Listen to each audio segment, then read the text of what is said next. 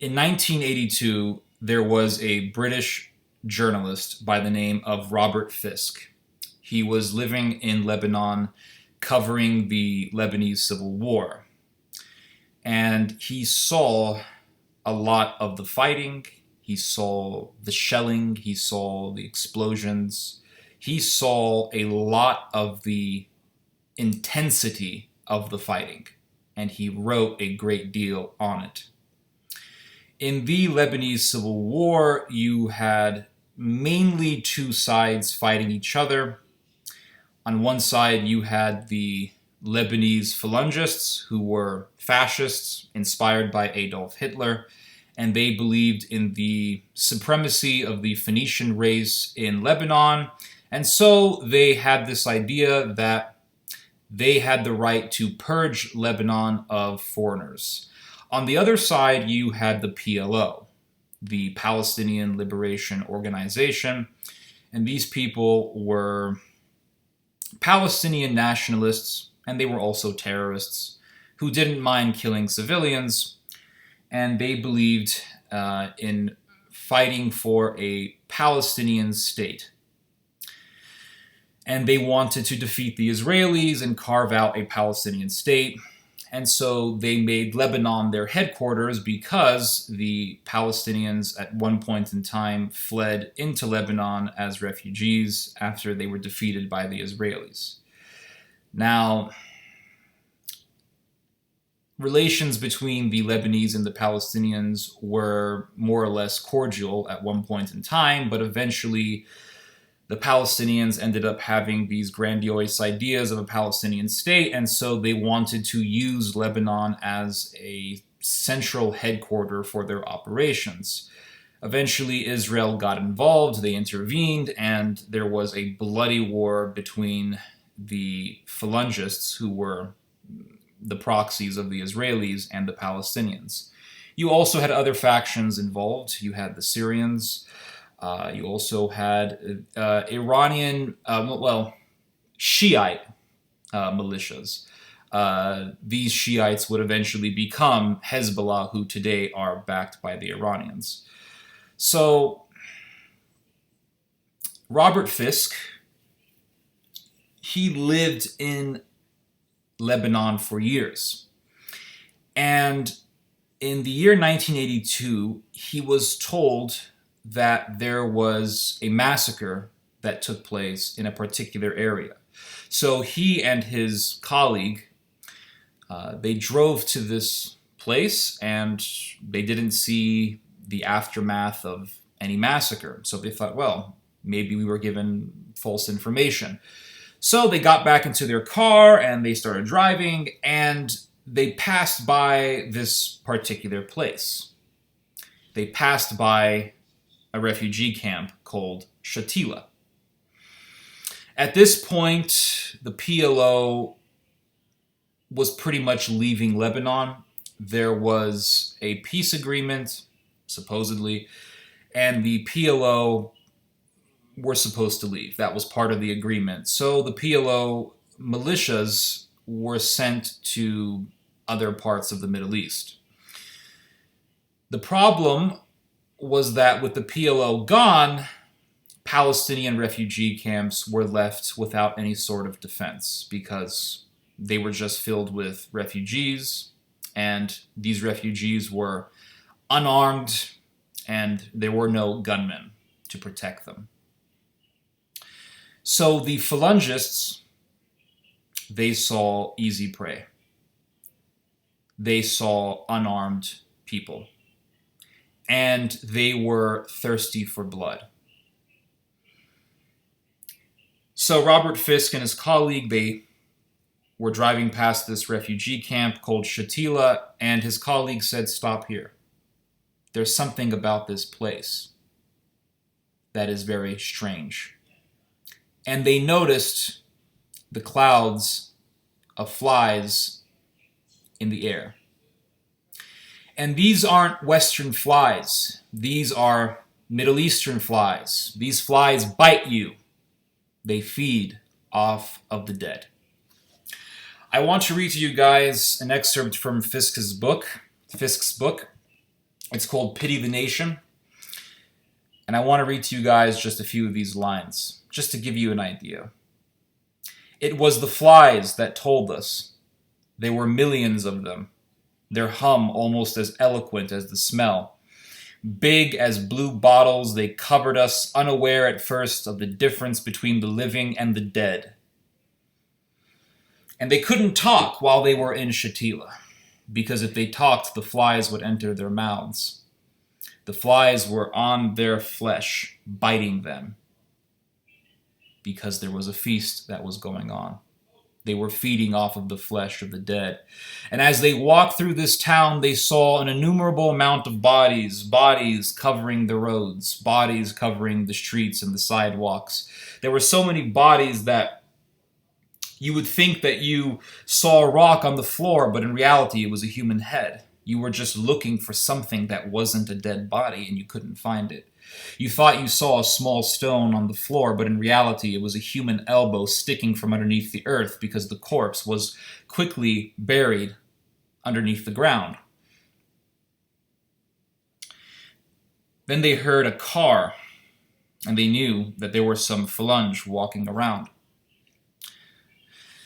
So they went into a random backyard, and there they saw the body of a woman, freshly killed, bullet holes. Well, there was a bullet hole on her chest. Her eyes were wide open. In fact, many of the bodies that they saw, their eyes were wide open, as if they were still alive, as if they were still looking at you. And they saw this young woman on the floor, and there were clothes hanging from clotheslines, a clothesline. And she had just been doing her laundry when these fascists entered her backyard and murdered her in cold blood. As they heard the car driving away, they exited the backyard and they continued to walk, and they saw the countless corpses, women on the floor with their dresses up, their legs spread apart. These women were raped. They would walk into the homes and they would find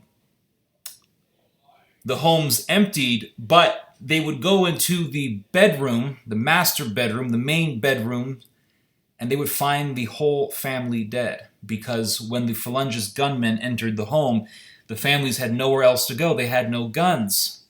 They had no way to protect themselves, and so they would go into the bedroom. That was their last defense, but it was no defense at all. They were all massacred. They would see the babies on the floor. They would see the mothers on the floor. They would see... It was horrific. Absolutely horrific. Bodies everywhere. People with their throats slit. Women on the floor with their bodies split open because they would rip the fetuses out. This was the reality of what this civil war entailed. And it just amazes me that you will have Catholics today, Western Catholics, Lebanese Catholics, who say, oh, the Phalangists were great. They were great patriots. They were great Christian warriors. But yet these same Catholics will sit there and tell me about how pro-life they are. They will sit there and criticize other people and say, well, that person's not pro-life. They're not pro-life. Oh, this person criticized my favorite political candidate. Well, that candidate's pro-life. Aren't they pro-life? But yet these same people will say, oh, the wonderful Phalangist. The wonderful patriots. This was the horror of civil war. This is the horror of civil war. And then you have these knuckleheads who walk around, 1776, 1776. We need to have an uprising. We need to have a civil war. No, you don't. No, you don't. And then you have these people talking about how mad they are. I'm mad as hell. I'm so angry. I'm mad as hell right now. Haven't you ever seen these people? You see them on Fox News. You see them on other media outlets. I remember I saw this video and it was a room filled with Democrats and Republicans. And the guy who was interviewing them said, who here is mad as hell? And everyone raised their hands. They're all mad as hell. What are you mad about? What are you so angry about? What? You have a job. You're not starving to death. Most likely you're overweight. What are you angry about? What, you're working at a grocery store? Well, if you were living in a gulag somewhere, you wouldn't be working in a grocery store. You'd be starving to death. What are you angry about? Oh, I'm working behind the cash register. Oh, I'm working at a factory. I'm so angry. I'm so upset. You're lucky to have work.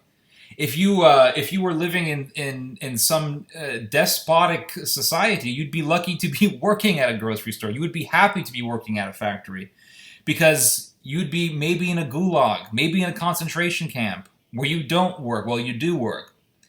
And what do you get paid with? You get paid with, I don't know, a turnip, some water, or a bullet in the head once you can't work any longer and they see you as completely useless to their machine. What are we so upset about? Everyone's so angry. People are talking about civil war. Why do you think when you listen to right-wing radio, and I've listened to right-wing radio for years, why do you think when you listen to right-wing radio, they have in the advertisements, buy MREs? Buy these MREs. Buy these military dinners where you put boiled water on top of it or something. Buy these dinners. The military uses them. Don't you want to be like a soldier? Because they know their clientele. They know all these people are fantasizing about civil war. And some of them want civil war. Now, some of them will say, well, we don't want civil war, but if it ever comes down to it, we have to be prepared. And I can understand that sentiment. But you have these people who want civil war. And they're like, oh, I got myself an MRE. It's like, yeah, well, you paid an arm and a leg for those. You were better off just buying you're better off buying like 20 sacks of whole wheat from the local chicken feed store and buying a whole crate filled with canned beans and other canned foods and canned sardines and tuna fish. But that's beside the point. The point is that people are fantasizing about civil war, and yet they don't even understand what they're getting themselves into.